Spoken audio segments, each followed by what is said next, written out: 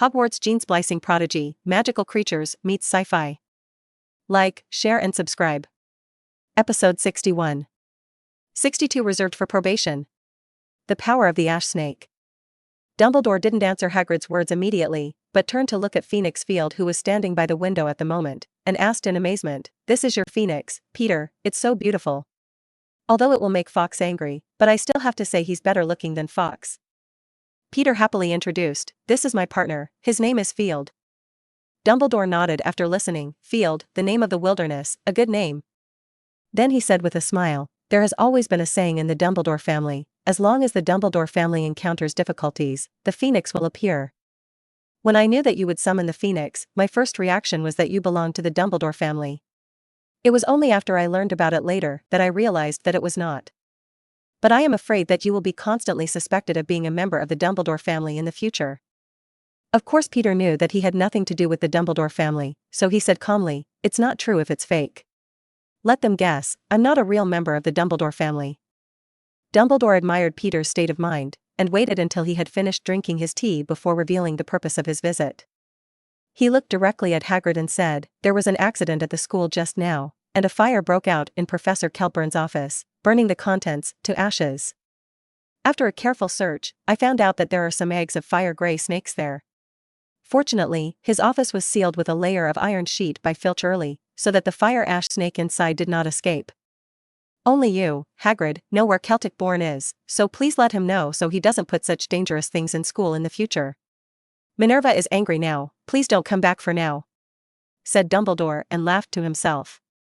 When Peter heard this, he was very speechless to the professor of the Protection of Magical Animals class. Although Hagrid later became the professor of this course, it also caused a lot of things. But it pales in comparison to Celtic Born. It was only then that he realized that although Dumbledore and Snape had been cleaned with magic, they still looked a little gray, obviously not clean. Professor Keltburn's tenure dates back to the time of Armando Dippet as headmaster. And this professor is most famous for having experienced at least 62 probation periods while teaching at the school. This professor is reckless and has a heartfelt love for magical animals, especially those dangerous creatures are his favorite. One of the most famous accidents was the Lucky Spring incident. At the time, Hogwarts hosted a pantomime performance of the Fountain of Good Luck, for which he provided a giant earthworm. As a result, the reckless professor used magic to make a fire ash snake bigger. So the giant ash snake exploded right on stage, filling the auditorium with smoke and pieces of the set, and the ash snake laid a lot of giant eggs at the foot of the set, which eventually set the floor on fire. Chaos broke out in the auditorium, and teachers and students had to evacuate urgently. After the accident, the infirmary was overcrowded, and the pungent scorching smell in the auditorium took several months to dissipate. This also made it a long time for Professor Kettleburn to end the retention period. Moreover, this professor likes to kill very much, and is always fascinated by dangerous animals such as giant dragons, so he only has one arm and half a leg left on his limbs. This made the professor finally settle down a little.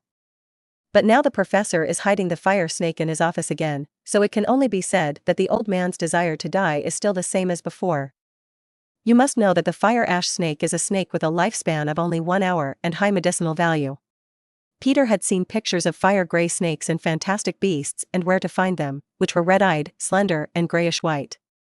Within an hour, they will find a dark, hidden place to lay their eggs and then explode their bodies. And these fire-gray snake eggs, which glow red and radiate fiery light, can destroy a house in a few minutes if the eggs are not cleaned in time and frozen with a freezing charm. Ignite. So as long as you find one or several ash snakes appearing in the house, you must check every corner of the house, or wait for the house to be set on fire." Hearing this, Hagrid laughed, and his loud voice shook the dust off the roof. Said, "When I saw him training the fire ash snake, I told him to pay attention. As a result, this old guy thought I was noisy, and his hand couldn't even cast a freezing charm. No wonder the fire ash snake ran out. Is he trying to stage the Fountain of Good Luck incident again? Haha." Dumbledore was also speechless at this time. In the face of an old furter like Kettleburn, even Dippet, the most serious headmaster, couldn't do anything about him, let alone the good-looking Dumbledore. As long as there is no major incident, it is all left. Skipping the subject, Dumbledore turned to Peter with a smile and said, "Dinner is about to start, Peter. It's time for you to go back to the Great Hall. The house elves are so grateful for your recipe, they prepared a great dinner tonight. Do not miss it." Peter looked at Snape, who was silent next to him, and understood that they had something to talk about, so he got up wisely, and after attracting Phoenix, he said goodbye to the three. Then I'll go first, goodbye Hagrid. Peter walked quickly, not interested in listening to what they had to say, and Hagrid's roar of how dare they do this to Harry Potter, these bloody muggles, led Peter to guess that they were talking about Harry Potter. Thing. Episode 62. Fight against Peeves. But this has nothing to do with him, so Peter directly let Field fly away, and then quickly ran to Hogwarts Castle.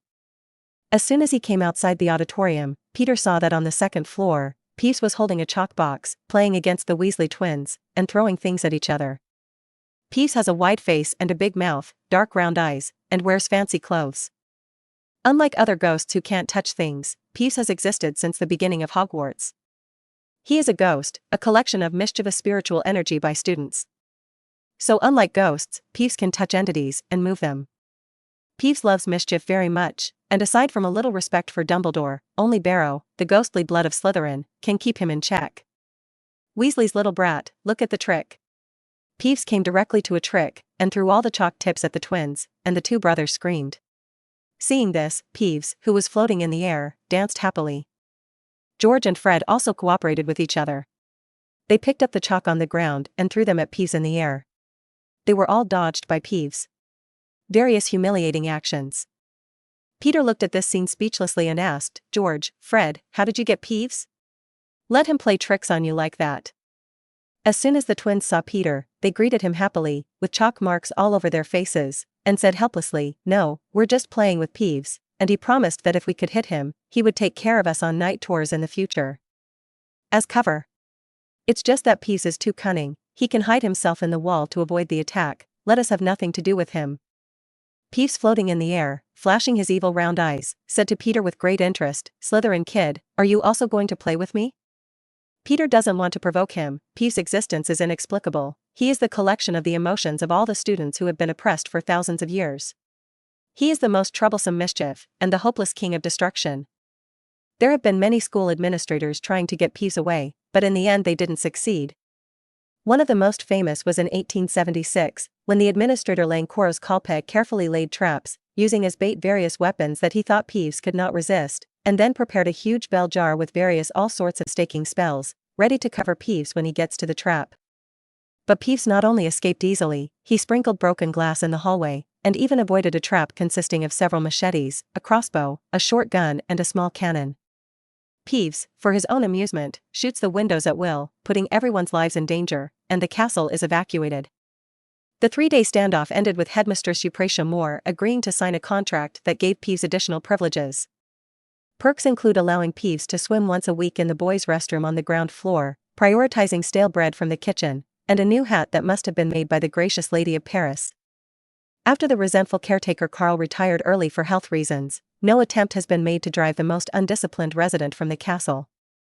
At this moment, the worn-out trophy hat is still on Peeves' head.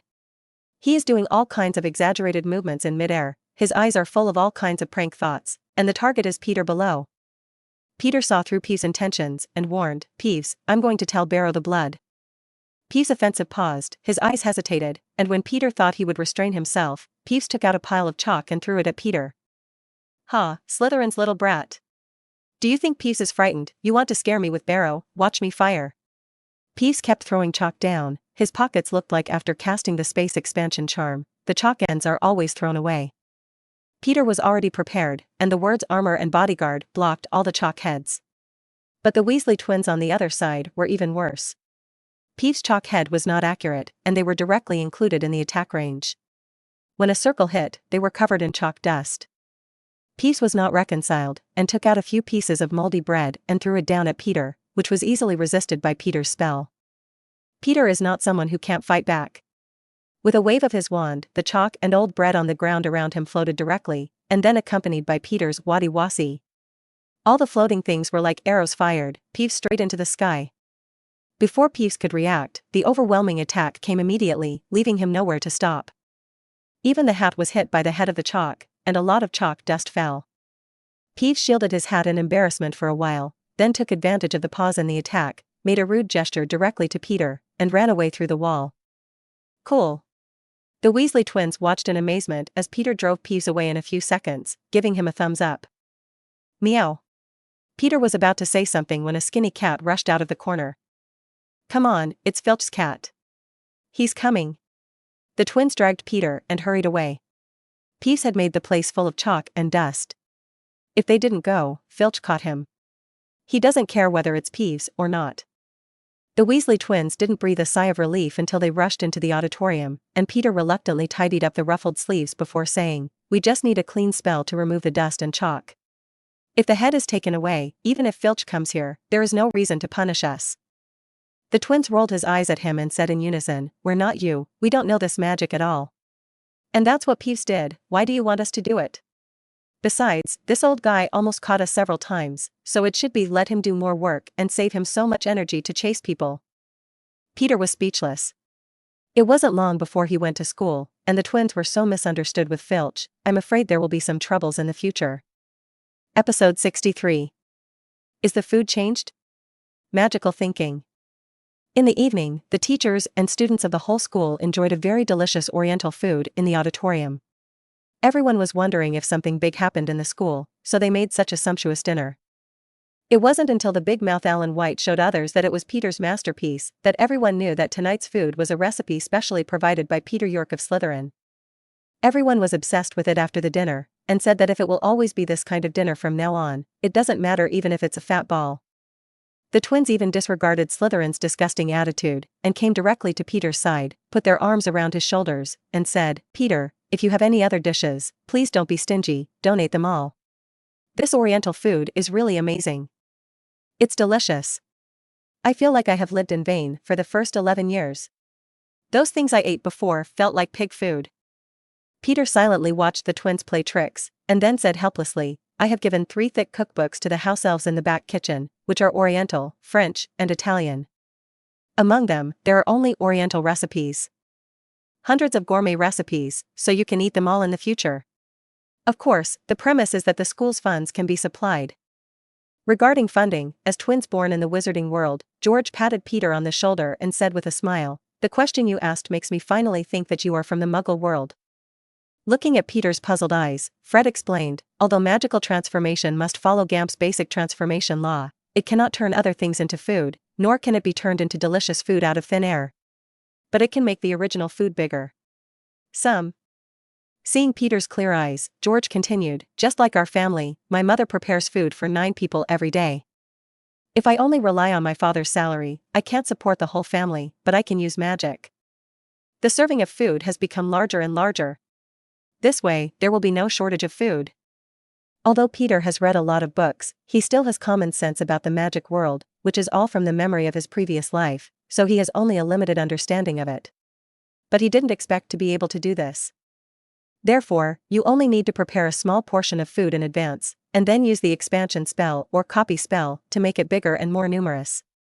This is also a disguised realization of creating something from nothing. Peter was very surprised and asked, "Can these transformed foods really fill the stomach? It was originally just a small piece of food. Shouldn't it provide the nutrients the human body needs?" The twins looked at him strangely. "Why can't we fill our stomachs? We grew up eating this kind of food. As for the nutritious things you said, it's Muggle things. We only need magic here." Peter felt that his thinking could not connect with them. His thinking was still stuck in scientific cognition, while the Weasley brothers were another kind of thinking cognition. In his cognition, using magic to copy an apple into a bunch of apples, after eating it, the digested nutrition is still only the amount of an apple. But he was obviously wrong. Magic did not follow this rule at all, which completely broke his cognition and gave him a new understanding of magic. Peter reacted immediately and asked the twins, "So, the food we eat at school on weekdays is changed like this?"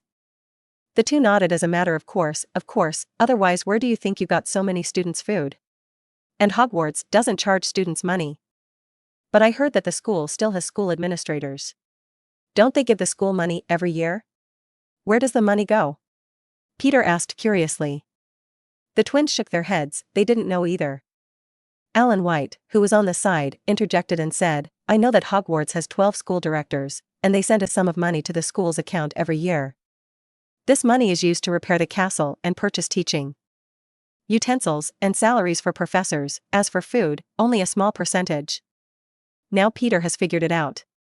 No wonder he found that the school provides so much food for the students every day. He originally thought that the school had huge funds, so he didn't care. He didn't expect that the one that seemed to cost the most was the most expensive one. No cost. Magic is amazing, Peter exclaimed. There are still many people in the world who have a problem with eating, and wizards are like people who are favored by heaven, and a magic can make them not starve to death. No wonder he never found a food store in Diagon Alley. After talking about this topic, Fred excitedly said to Peter, "Tomorrow is the Quidditch match between Gryffindor and Slytherin. Are you ready to lose? It's a pity that we can't play yet, otherwise I'll definitely be able to play. Just get down on your opponent." Fred's loud voice caused the nearby Slytherin students to glare at him. He dared to come to their college and say that Slytherin would lose. This is a provocation. Peter retorted with a smile, "We will win, you can see tomorrow." George quickly pulled his angered brother away, fearing that if he stayed any longer, the two of them would be surrounded and beaten. Episode 64. Proposing a duel, the attitude of the professors. The fourth-year Chief Carlson Earl looked at the Weasley brothers who ran away, frowned and said to Peter, "York, you should probably keep a little distance from the Gryffindor people, especially the Weasleys, who are known as pure-blood traitors. Family. You are a student of Slytherin, you shouldn't be so close to them." Peter smiled, stared at the senior, and said, "Senior Earl, you may have forgotten that I am a Muggle-born. And the Weasley family is called pure-blood traitors, as far as I know, because they are close to Muggles. That's why I got this title. Thank you for your suggestion, but what kind of friends I want to choose, it's not anyone else's turn." "You." Carlson Earl's face flushed instantly, he pointed at Peter, and said viciously, "Don't forget, we Slytherin and Gryffindor are old enemies. Are you trying to get along with them like this? Do you want to abandon your own academy?" Peter looked at him coldly. "I always remembered that I was a student of Slytherin, and I didn't lose face to Slytherin. It was my personal choice to befriend the Weasley twins. When did I rise to the academy level? You filthy mudblood." Earl pulled out his wand and tried to give Peter a shot, but was stopped by someone behind him. Prefect Chris Jones frowned and came between the two, and then said sternly to Earl, "Put your wand away, this is the auditorium. Do you want the professors to see it, and then deduct your points?" Earl looked at the prefect's serious expression, put away his wand unwillingly, and said viciously, "Boy, you are lucky, remember it for me, the Sorting Hat was crazy to assign you to Slytherin, but I never recognize you as a member of our academy." Watching Earl leave, Peter calmly said to Prefect Chris Jones, "Senior Jones, I want to apply for a duel with Carlson Earl. I want you to preside over it." The surrounding Slytherin students were in an uproar, and then looked at Peter in disbelief. You must know that Slytherin is different from other academies. It is a place where strength is the most important. Prefect Chris Jones looked at the immature-faced Peter solemnly and asked, "Are you sure? Know that Earl is 3 years older than you, he can't ask you to duel. But if you ask him to duel yourself, then no one can stop it. It's you who will suffer at that time." Earl looked at the first-year student in front of him fighting a duel, and laughed angrily. He came to Peter, looked down at him with his height advantage, and said, "Boy, are you sure you want to duel me?" Peter showed no signs of being oppressed. He looked up at him calmly, then turned to each other and said to Prefect Jones with certainty, "I'm going to fight him." Prefect Jones nodded helplessly, and then announced, "Then at 9 o'clock tonight in the Slytherin Common Room, you two will have a showdown." Peter nodded to show his understanding, and then left early to go to the potions office, before the crowd gathered around. His morning potions class was named by Snape and locked up, and he had to hurry up now. The remaining Slytherin students immediately talked about it. They did not expect that a first-year student would dare to challenge a senior to a duel. This was something that had never happened before. In the past, it was mostly duels between students of the same grade, or it was only a grade difference. In this duel, many people felt that Peter's chances of winning were too small. "Earl, teach that mudblood a good lesson tonight. It's better to let him live in the infirmary as long as possible." 6th grade Derek and Thomas squeezed forward and said to Carlson Earl. They were already dissatisfied with a Muggle-born student entering Slytherin. Now, when they saw Peter, although they didn't understand the reason, they instinctively hated this first-year student. Ear raised his head and said, "Of course, this mudblood dared to provoke me, of course I want to repay him. It's just a pity that I can't live or die like before, or I'll let him know what fear is." Students from other colleges are very curious about Slytherin's movements, but in this respect, Slytherin's population is very tight, and no one can dig out any information. In the professor's seat, Professor McGonagall frowned and looked down at Slytherin, and then said to Dumbledore, who was eating sweets with relish, "Headmaster, a duel like this should not happen in Hogwarts. It's too dangerous and rude. Especially in a duel with such a disparity of power, we should resolutely cancel this bad habit of Slytherin." Dumbledore finished eating the sweets, wiped his mouth, and said to the excited Professor McGonagall, "Minerva, let's leave this to Severus.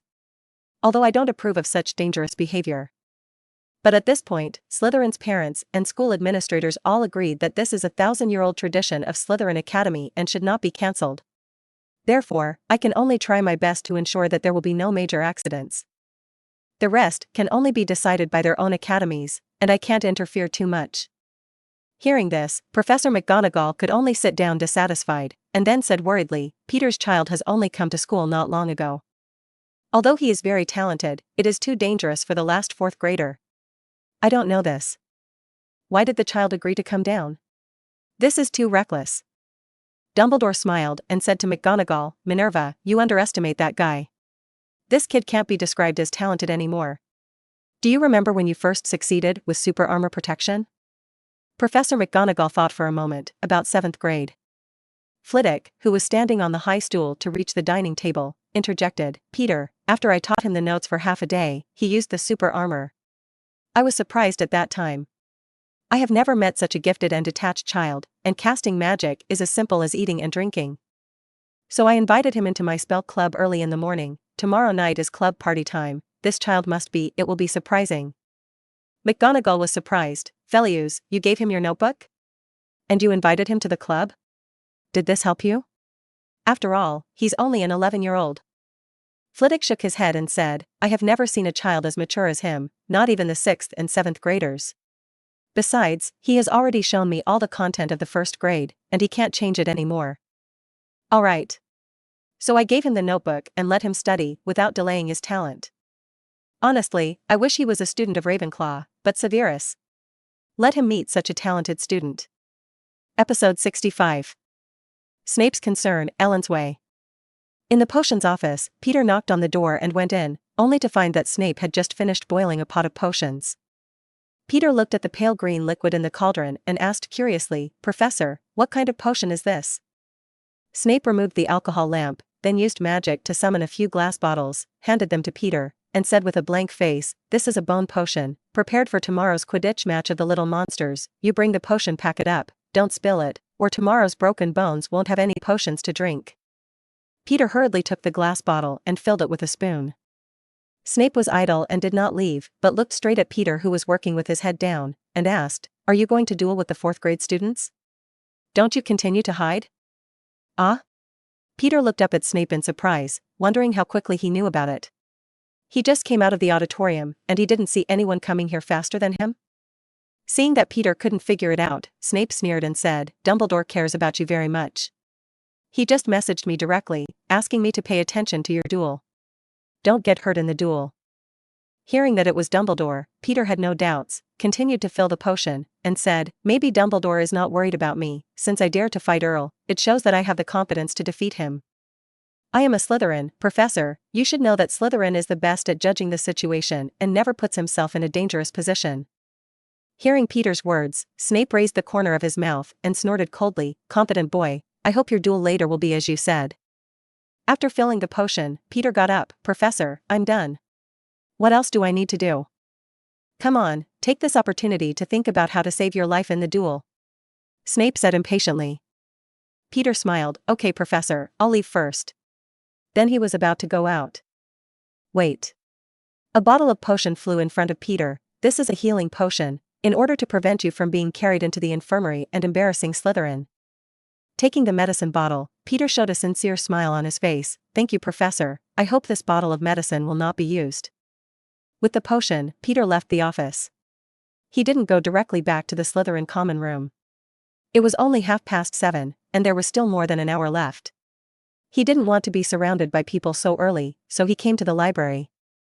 He took out the notes of the charms class that Professor Flitwick gave him. Although he read half of the content, he didn't actually learn much. Especially high-level magic spells are still difficult for him.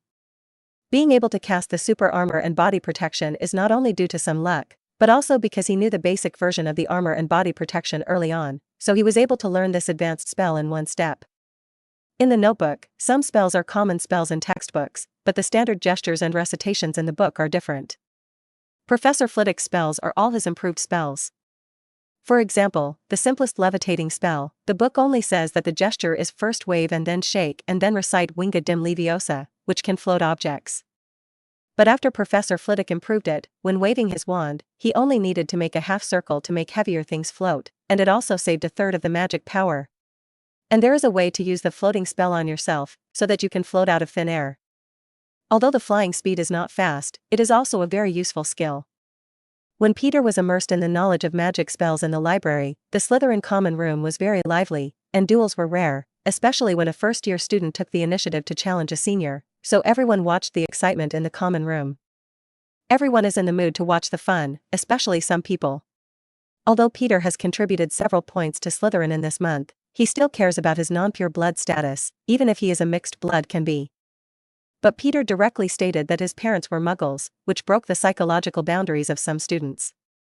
They weren't aggressively trying to trouble Peter, but they weren't friendly either. Now they want to see how the only muggle student in a century has the courage to challenge the senior students? The only people worried about Peter were Alan White and Peter's admirer Flora Shacklebolt, who were huddled together and discussing quietly. Flora said worriedly, "White, why don't you go out to find Peter quietly, let him not come back first, let him escape tonight, we are only first-year students, even if we don't come to a duel, we will only be laughed at most. That's it. If it does come, it will be bad, I just heard what Earl and Derek said, they are going to use a family curse on Peter. It's abominable."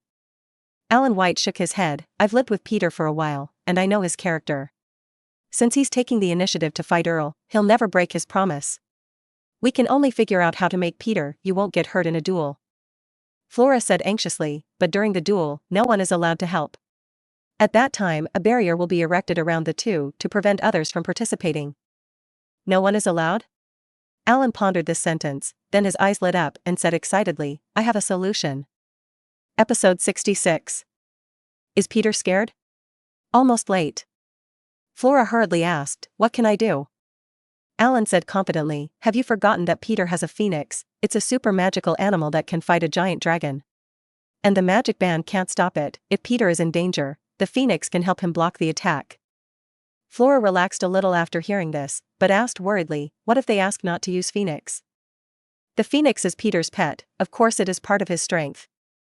There is no reason to use it. If Earl has a way, he can also find a phoenix. If they are not allowed, we can take the opportunity to make Peter give up the duel. This is on our side, and we don't need to be ashamed." Alan patted his chest and thought of a way. Time passed little by little, and soon it was time for the duel, 2 or 3 minutes away from exactly 9 o'clock. Surrounded by a group of pure blood supporters, Kelson Earl took the lead in the common room.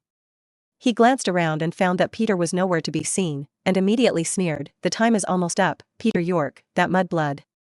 Hasn't appeared yet, is he afraid to appear?"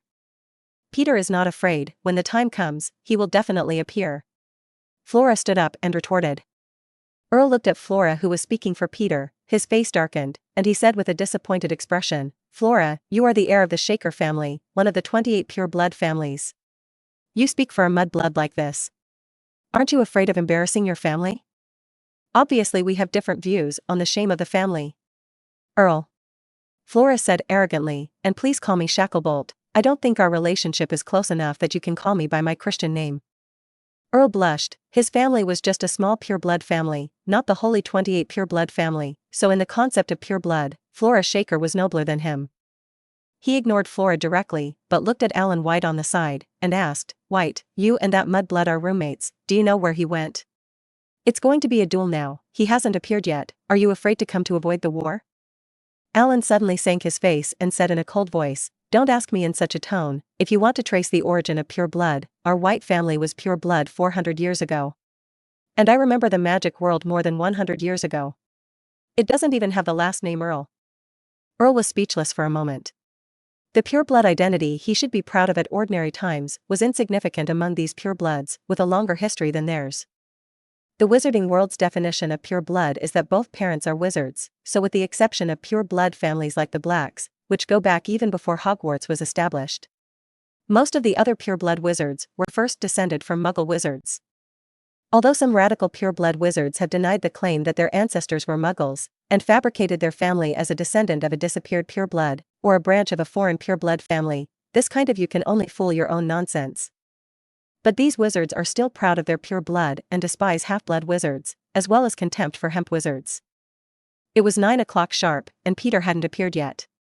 Prefect Chris Jones went directly to the center of the common room, instructing everyone to vacate this area, and then pointed his wand to the ground, instantly turning the carpet into a calf-high wooden competition table. Then he announced, if both sides arrive, the duel can be officially started. But if one party does not show up for a long time, the winner can be declared directly, and then the winner can make demands to the loser, and the students of the whole school will supervise together. The loser cannot violate the law. Request. Otherwise, I will be expelled from the academy directly. Earl couldn't wait to stand on the competition stage, and said proudly to the prefect, Jones, you should announce it quickly, that Mudblood was afraid and didn't dare to appear, then I will make him my servant and my domestic support. Elf. When Chris Jones heard this, he frowned and said to Earl, even if you are declared to win, you can't make such excessive demands. Usually, the loser pays a sum of money or provides a family magic to the winner. Earl sneered and said, slip of the tongue, slip of the tongue. I think that Mudblood definitely doesn't have family magic, then compensate me for 1,000 gold galleons. Derek echoed with a smile, the Muggle currency can only be exchanged for 200 gold galleons per semester. If you want 1,000 gold galleons, I'm afraid it will take him 5 years to collect it for you. Thomas also sneered, I'm afraid it's more than that. He still has to use part of the money to buy school supplies. Even buying second-hand supplies will cost money, so I'm afraid he won't be able to collect the 1,000 gold galleons for you after graduation. 2 minutes have passed, and the students waiting in the common room are a little bored. They feel that today is not a duel, and they start to talk about it, thinking that Peter should be hiding somewhere and not coming back. Prefect, you should announce the result, don't let everyone waste time waiting. Earl urged directly. Prefect Jones looked at the clock, frowned, did he see this Peter York wrong before, he was really too scared to come? Immediately, he stepped directly to the stage, ready to announce the result. Suddenly, a flash of fire flashed on the competition stage. Amid the exclamations of the crowd, Peter's figure appeared directly on the stage. At this moment, he was grabbing Phoenix's feet and slowly falling to the ground. Episode 67. Fighting with Phoenix? Peter's choice. Peter let go of Phoenix Field and let him stand on his shoulders, then turned to Prefect Jones and said, sorry, I was fascinated by reading books in the library, only to realize that the time was over.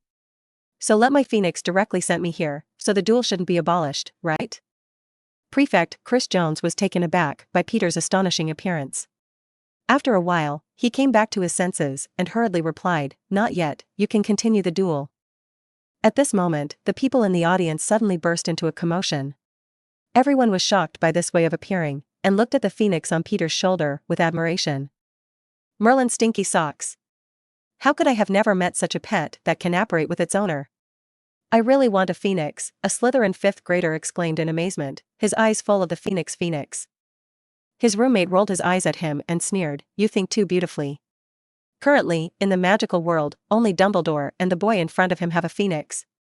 Your chance of encountering a phoenix is similar to the resurrection of Salazar Slytherin. And this is not the case with apparition. Hogwarts Castle has been banned, and it is impossible for apparition to succeed in the castle. So this phoenix is so powerful that it can ignore any ban and directly lead people to disappear instantly, which is much more powerful than apparition. Everyone was talking about Phoenix's abilities, and envy Peter's ability to own a phoenix, which was originally a Dumbledore standard. Even though most of Slytherin's attitude towards Dumbledore is complicated, they have to admit that he is powerful. So in their hearts, Peter may be able to grow into a character like Dumbledore in the future. On the stage, the prefect looked at the two sides, his eyes involuntarily looked at the phoenix on Peter's shoulder, and then said to both sides, now that both sides have appeared, let's start the duel. Then he jumped off the stage. Then Chris Jones said to the chief of the 5th, 6th, and 7th grades, as well as several other strong 7th grade students, in order to ensure the fairness of the duel, we will first erect a protective barrier for the two to avoid interference from others. Wait, Peter York has a phoenix, which is a powerful magical creature of XXXX dangerous level, that can fight a dragon. You can't let Peter take him to a duel, otherwise it's unfair. Derek, who was standing on Earl's side in the audience, said loudly. As soon as the words fell, there was a lot of discussion in the lounge. Some people felt that this was the case. If they brought Phoenix into the duel, then Peter would definitely win. This seems unfair. Alan White stood up directly and said loudly, a duel is not a competition. Do you still need to consider whether the equipment of the two sides is equal? And the Phoenix is Peter's pet. Many wizards in the duel field used magic pets to assist in the battle. It's not allowed to go to Phoenix? What kind of fairness is this? As soon as Alan's words were finished, everyone fell into the discussion again, and felt that Alan's words were right. After all, there was a precedent, and Peter's magic pet was a phoenix, and he would not be allowed to participate in the duel. Several senior students who presided over the duel gathered to discuss and announced, since the phoenix is Peter York's pet, it is normal to participate in the duel. Mr. York, do you want to bring the phoenix to the duel? In Earl's terrified expression, Peter said a few words directly to Field on the shoulder, and then the phoenix disappeared directly into a flame. Then Peter smiled and said, I don't need Phoenix. Let's start the game. The audience below was in an uproar. They didn't expect Peter to choose this way. If they did, they would definitely not give up such a god as Phoenix. In particular, Alan White and Flora Shacklebolt, who were full of confidence, looked at Peter on the stage anxiously and worriedly, not understanding why he did this. But it's too late now. The two people on the duel stage were erected by several senior students with a protective spell, and no one could disturb the two people on the stage until one of the two sides in the duel conceded defeat. Neither of them made any shots on the stage. Earl was full of confidence and said to Peter with a grinning face, Mudblood, you didn't choose Phoenix is a fatal mistake. I'll make you mute first, so you can't drive. Admit defeat. Then treat you well. By the way, Derek taught me a torture spell, I want to see if it works on you. Peter looked at this 15-year-old man who was about the size of an adult strong man, a smile appeared on his calm face, and then when the other party was stunned, he directly wrote, remove your weapons. Earl, who had recovered from the magic of this blow, escaped in a thrilling manner by rolling a dog. There was no disappointment on Peter's face. Instead, he threw out another weapon to remove you, followed by another. Then a strange picture appeared on the field. Peter kept throwing the disarming spell, chasing after him. Carlson Earl was running around, and from time to time a donkey rolled around, making him embarrassed. Dodging a disarming charm, Earl roared at Peter with messy hair, are you only using this one magic? Are you humiliating me? When Peter heard this, he stopped immediately, then pretended to think, and then said with a smile, this is a good spell, maybe it can defeat the life-threatening spell. But since you don't want it, change it to another one. Episode 68. Peter, disarmed. Hanging out? Then, the picture of Earl being all petrified and chasing after appeared again. Peter's spell was released almost continuously, leaving Earl with little chance to fight back. Everyone outside the field looked at the scene in amazement. A 6th grade student couldn't believe it and murmured, this Earl is too rubbish. He was beaten by a first-year student. The 6th grade chief, one of the people who presided over the duel, looked at the picture on the field seriously, heard the words of his classmates, and denied, it's not that Earl is too bad, but this Peter is too good. Did you notice, he only with the disarming spell and petrification spell, but it is a continuous casting, so that Earl has no ability to fight back. I probably counted, and he released these two spells more than 50 times in a row. If it were an ordinary first-year student, I am afraid that the magic power would have been empty long ago, and he would not be able to release magic. But looking at how calm he is now, it obviously has no effect on him. And he's teasing Earl right now, or the disarming and petrifying charms would have hit him long ago. Speaking of the 6th grade chief, he sighed and said, what a talent. At the age of 11, he has so much magic power, and the speed of casting spells does not stop. If I had not come into contact with more magic knowledge than him, I would be ashamed. I think as long as there are no accidents, he must be able to become a character like Dumbledore. So we have to let go of our old ideas. If we can get along with him before he grows up, it will be good for us in the future. The classmates next to him did not expect that the chief would be so optimistic about Peter, and immediately observed Peter on the stage more carefully to see if it was really worth investing in. And Alan White and Flora Shacklebolt, who were worried about Peter in front, excitedly watched Peter on the stage crush unilaterally. Let's cheer up secretly and beat this nasty Earl down. A group of people standing in Earl's team on the other side looked at each other at this time. They thought that as long as there was no help from Phoenix, this first-year Peter would be able to be ravaged by Earl. But I didn't expect that now it was Earl being chased and beaten. Derek off the court was very anxious to see this situation. He didn't know why he hated Peter York so much, but he never wanted to see Peter York win. He saw that everyone around him was staring at the stage. No one was paying attention, so he secretly took out a snake-shaped pendant from his chest and quietly aimed it at Peter on the stage. Gently chanting the spell, then a dark and ominous magic shot straight on the stage, smashing the protective barrier directly, and then heading straight for Peter. Peter was playing with Earl when he suddenly felt a chill behind him and turned around to protect himself with a super armor. Then I saw an evil magic hit directly on the protective screen, and it made a sizzling sound, as if it was corroding the barrier. The barrier of super armor and body protection is crumbling. Seeing this, Peter directly injected more magic power to keep the barrier from being shattered. In the end, the black magic that came towards him dissipated without the support of magic power. Before Peter could breathe a sigh of relief, a voice came from behind him, "Remove your weapons." Peter felt himself being slammed away, and the wand in his hand broke free and fell into the proud hand of Earl. Earl looked at the wand that belonged to Peter in his hand, showed a presumptuous smile, and said, "You don't have a wand now, how can you fight me? You just kept playing with me, didn't you? Now it's my time to play. I want to use all the spells you know on you." The prefect below, Chris Jones, hurriedly shouted, "Ear stops first. Someone just attacked Peter with black magic off the field and tore up the protective barrier we cast. This has violated the principle of fair duel, and the duel is over." Taking advantage of the chaos at the scene, Derek put the pendant back into his underwear. He was relieved, but after hearing the prefect's words, he directly retorted, "No, now Peter's wand is in Earl's hand. Earl wins. It's gone." Then everyone on Earl's side agreed that Earl won. Listening to the noise under the stage, Earl grinned and pointed his wand at Peter. "Let me think, what was the first spell? Or, try the spike charm? I want to see a lot of needle sticks. What's your expression like? Ear stop." The prefect in the audience saw that Earl still wanted to cast a spell on Peter, and hurriedly shouted to stop. But Earl turned a deaf ear and opened his mouth, just about to chant a spell. Peter calmly looked at the other person pointing at his wand, then stared at the U-wand in Earl's hand, and then said aloud, "The wand is flying." Just as Earl was about to chant the spell, he felt movement in his left hand. As soon as he turned his head to look, he saw the wand in his left hand broke free from his hand and flew into Peter's hand. Grabbing the wand that flew back, Peter threw 2 consecutive weapons except you and petrify everything at Earl. This time, there was no escape scene. Earl was first taken away by the disarming curse, and then he was immobilized by the petrification curse, standing on the stage like a stone, motionless. The audience was silent at this time, and everyone stared at Peter's figure on the stage in stunned eyes. A 7th grade student asked the 7th grade chief beside him dumbly, "Am I reading it wrong?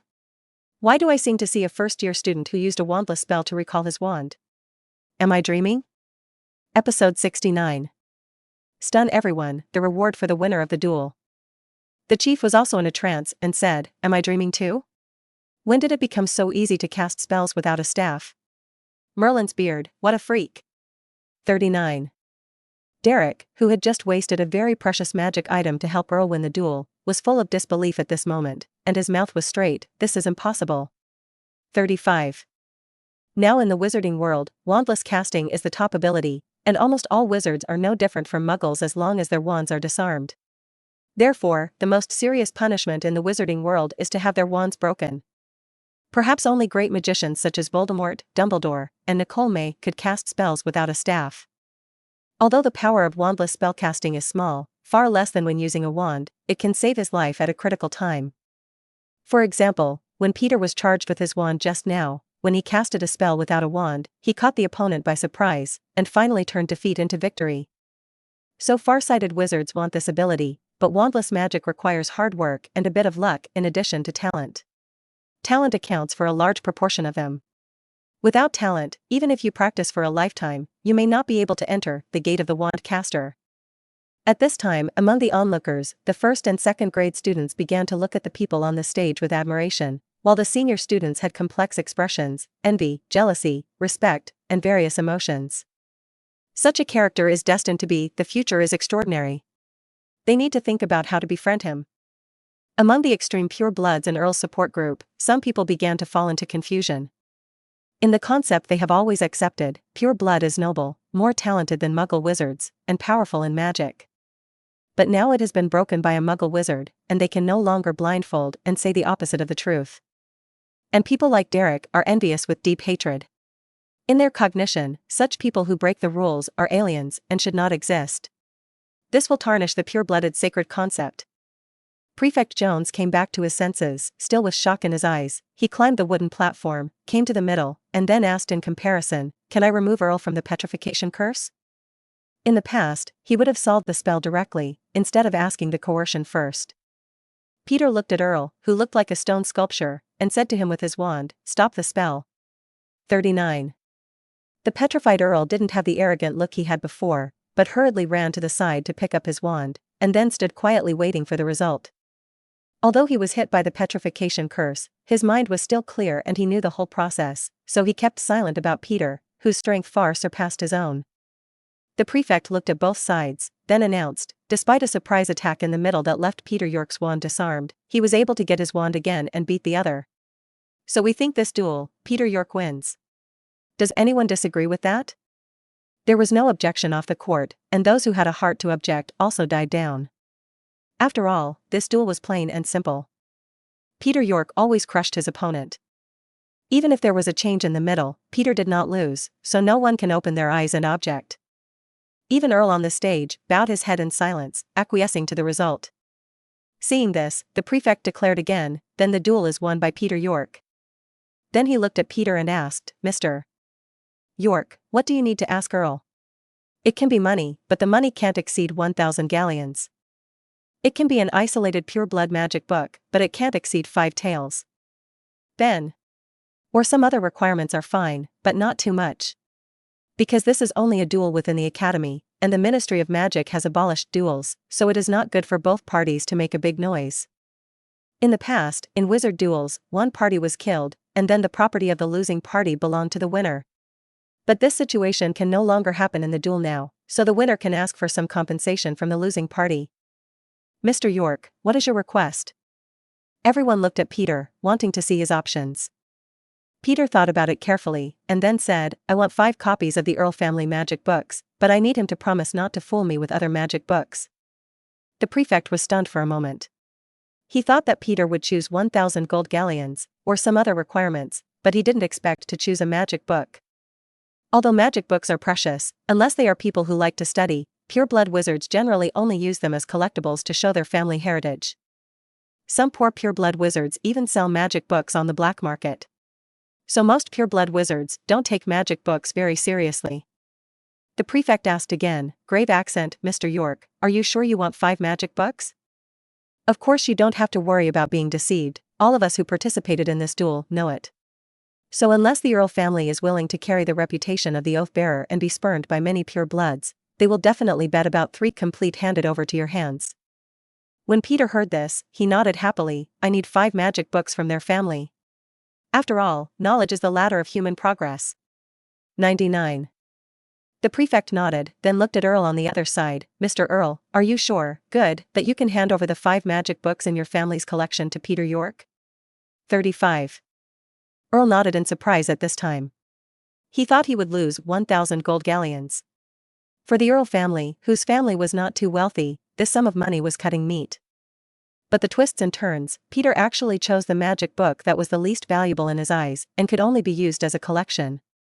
This made him very fortunate, and even looked at Peter with kind eyes, and he directly assured that he would bring 5 orphans of magic books when he returned to school at Christmas. At this time, Peter's face suddenly showed joy, which made others think that he was happy for the 5 magic books, and they all thought that he should go to Ravenclaw. But only Peter knows that he has just received a notification from the system that his system points have reached 100 points. It can be exchanged for a chance for blood fusion. Episode 70.